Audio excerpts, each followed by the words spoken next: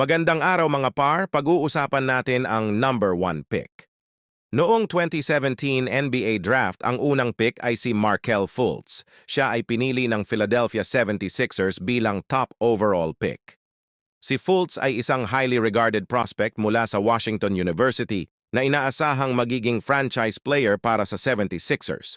Mula noon, ang kanyang karera ay hindi naging kasing tagumpay na inaasahan. Sa kabila ng mataas na inaasahan sa kanya, nakaranas siya ng iba't ibang mga hamon, kabilang ang mga issue sa kanyang shooting mechanics at injuries. Noong 2019, na-trade siya sa Orlando Magic, kung saan siya ay patuloy na nagpapakita ng potensyal, ngunit hindi pa rin ganap na naabot ang inaasahan noong draft. Sa ngayon mga par, si Markelle Fultz ay free agent pa din, wala pang ang kumukuha sa kanya sa team ng NBA. Malapit na ang training camp at 7 team na lamang ang merong pwesto kanilang roster. Sa ngayon mga par ay hindi natin tiyak kung makikita pa ba natin si Markelle Fultz na maglalaro sa NBA